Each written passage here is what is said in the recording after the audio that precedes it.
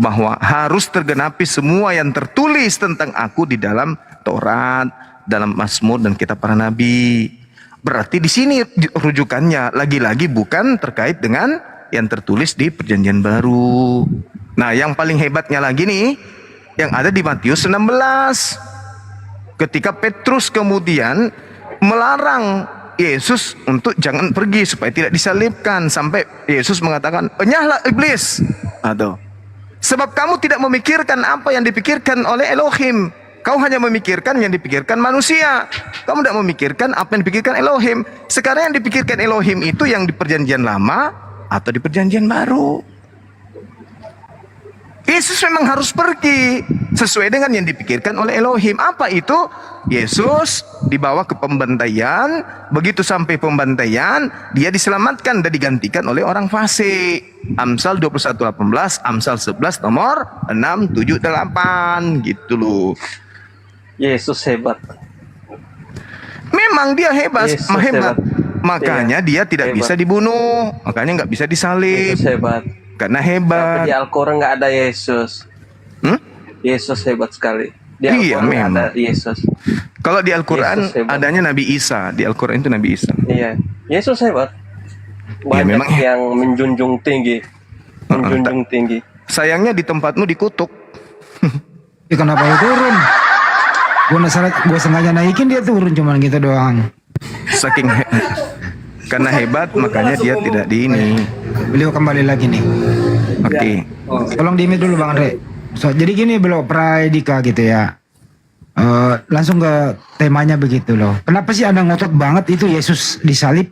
Apa kriteria Yesus disalib? Gitu dulu. Kenapa dia disalib? Apa kriterianya begitu loh? Silakan. Oke, baik. Sekali lagi, saya pikir untuk penyaliban bukan bicara kriteria, tapi kita mau jujur laporan daripada teks, ya. Jadi soal nanti maknanya kita boleh lanjutkan.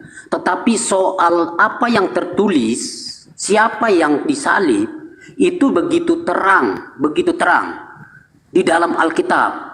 Nah, saya menyayangkan kenapa tutup mata terhadap berita Injil-Injil yang menyatakan bahwa yang tersalib itu adalah Yesus. Kenapa tidak mau membaca itu dan kenapa tidak mau menerima itu? Sementara soal konsep penyalibannya diambil dari situ. Saya pikir ini kan tidak fair.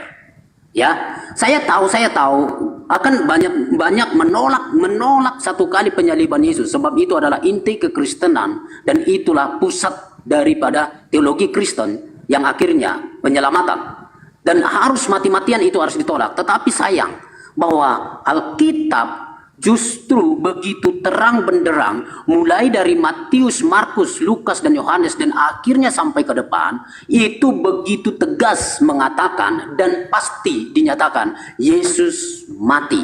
Ya, nah jadi sekali lagi, kalau mau dibawa konsep Yudas, saya lanjutkan yang tadi, mohon maaf ya, saya kepotong. Nah, sekarang kita masuk ke dalam Injil Matius dulu. Kalau misalnya Bang Zuma menyatakan itu adalah Yudas berdasarkan dalil-dalil yang tadi, justru saya akan bantah lagi. Perhatikan, kalau memahami Alkitab dengan normal saja, di dalam Matius pasal yang ke-27 mengatakan bahwa setelah Yudas mengetahui bahwa Yesus itu telah dijatuhi hukum mati, dia menyesal. Nah, lalu sikap atau tindakan dia yang selanjutnya adalah ayat yang kelima itu.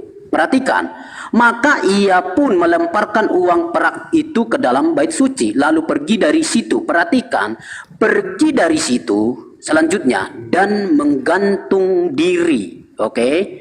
Nah, pasal 27 dengan ayat-ayat yang saya baca itu baru Yesus di hadapan Pilatus. Sementara persidangan demi persidangan masih lanjut di ayat-ayat berikutnya. Tetapi Alkitab sudah mengatakan bahwa Yudas sudah pergi dari situ. Jadi bagaimana mungkin Yudas menjadi aktor yang diadili sampai dibawa ke Golgota sana, kemudian sampai digantung di kayu salib sana. Sementara Yudas dinyatakan oleh Alkitab dia sudah tidak berada di situ dan sudah menggantung dirinya. Jadi jelas di dalam proses demi proses yang terjadi di dalam Injil-Injil sampai kepada penyaliban sudah tidak ada Yudas. Jadi tidak usah dipaksa. Jadi sayang argumentasi panjang lebar, dalil sana lompat sana sini untuk membuktikan itu Yudas, padahal di persidangan yang dijelaskan oleh 4 Injil itu tidak ada lagi yang bernama Yudas di situ. Nah, lalu Yudas yang mana?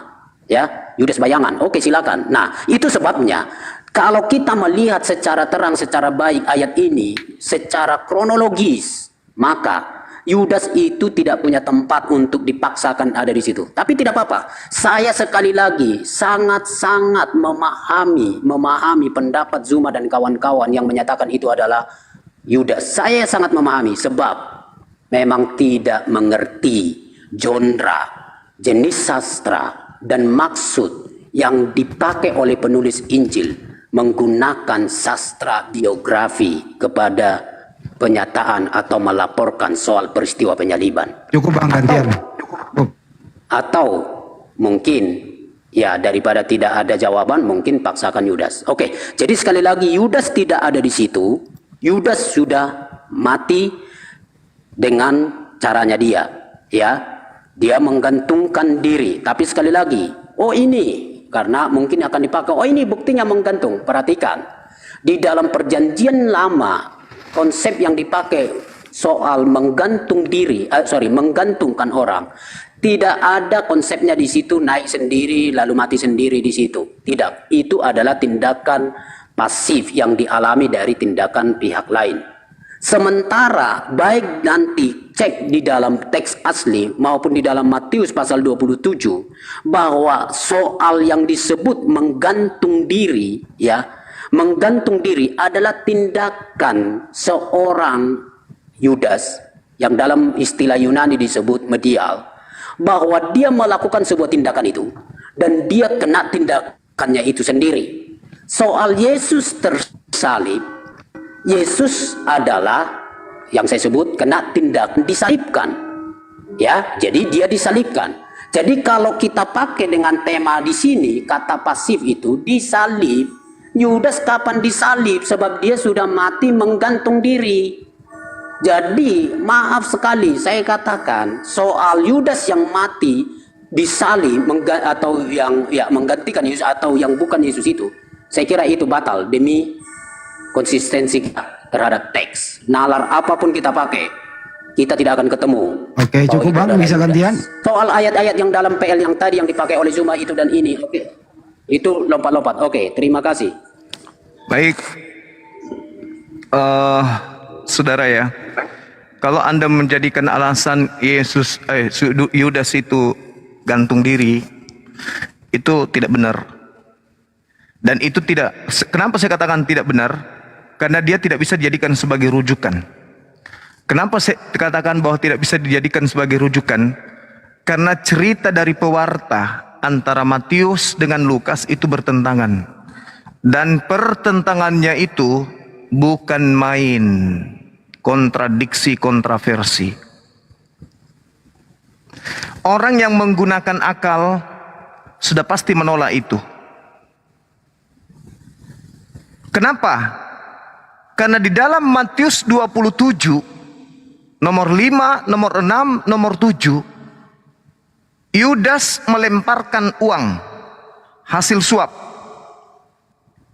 lalu gantung diri. Oke? Dia tidak beli tanah. Itu di dalam Matius. Yudas tidak beli tanah. Dia membuang uang 30 perak itu, 30 keping perak, lalu gantung diri. Yang membeli tanah adalah imam-imam. Sedangkan cerita Lukas, Lukas 1, 18, 19, jelas sekali yang ada di sana adalah Yudasnya yang membeli tanah, lalu gantung diri. Di Matius 27 yang membeli tanah adalah imam. Oke. Di Kisah Para Rasul cerita Lukas yang membeli tanah adalah Yudas. Apakah sama antara Yudas yang membeli tanah dengan imam-imam yang membeli tanah? Sama atau tidak? Tentu tidak sama. Berita ini datang dari pengarang-pengarang kitab saudara. Maka karena kontradiksi dan kontroversi ceritanya tertolak demi akal sehat. Jadi tentang Yudas gantung diri, hoax. Baca Matius 27 nomor 5, keterangannya di bawah. Mati pada saat itu hanya bisa dilakukan dengan cara disalibkan. Jadi yang disalib itu Yudas. Saya langsung to the point, karena Anda kesana kemari, entah apa-apa yang Anda bahas ini. Entah apa-apa yang Anda bahas sana sini, Anda tidak mau. Kenapa saya tidak mau menggunakan Matius, Lukas, Markus, Yohanes, Paulus, surat-suratnya? Kenapa? Karena Yesus tidak menyinggung kitab itu. Yesus hanya menyinggung Taurat, Mazmur, kitab para nabi. Di awal saya sudah sampaikan kepada saudara, Lukas 24 nomor 44. Yang tertulis tentang aku di dalam Taurat, di dalam kitab para nabi, kitab Amsal, kitab Mazmur, itulah yang harus tergenapi. Anda menggiring saya untuk Lukas, Markus, kepergian Yesus berdasarkan Matius. No. Nih. Kepergian Yesus itu berdasarkan yang tertulis di dalam Taurat, di dalam Mazmur, di dalam Amsal, bukan di dalam Matius. Matius itu cuman pewarta yang menuliskan kejadian yang terjadi puluhan tahun lalu dituliskan. Begitu juga Lukas. Makanya antara Lukas dan Markus itu bertentangan satu sama lain. Saya ulang lagi kepada saudara. Matius menceritakan bahwa Yudas melemparkan uang lalu bunuh diri. Kalau dia bunuh diri, siapa yang beli tanah? Bukan Yudas, tapi imam-imam. Tapi kalau di Kisah Para Rasul tulisan Lukas, Yudas beli tanah dulu lalu bunuh diri. Gimana mau dipercaya cerita-cerita bertentangan kayak begini? Makanya saya tidak pakai itu. Karena Yesus memang juga mengatakan anak manusia memang harus pergi berdasarkan apa yang sudah tertulis tentang dia. Matius 26 nomor 24. Berarti yang sudah tertulis. Jangan yang baru akan tertulis. Karena pada saat Yesus mengatakan perkataannya di dalam Matius 26 nomor 24, kitab Anda perjanjian baru itu belum tertulis. Berarti yang dimaksud Yesus adalah Taurat, Mazmur, Amsal. Itu yang dimaksud Yesus, Pak. Makanya saya mengatakan kepada saudara, apa dasarnya Yesus itu terkutuk? Anda tidak bisa menunjukkan dalil. Anda mengatakan, oh saya harus rem, nggak boleh terlalu jauh, karena Anda tak berdaya. Nah, sekarang yang kedua, sebab ada tertulis, terkutuklah orang yang mati di atas tiang salib. Itu tertulis di mana? Saudaraku juga tidak tunjukkan jawabannya. 2 PR yang sebenarnya Anda tahu jawabannya, tapi Anda nggak mau menunjukkan. Kenapa? Karena kapan ini Anda buka, maka Kristen bisa gulung tikar. Kan terbukti mereka menyembah Yudas selama 2000 tahun.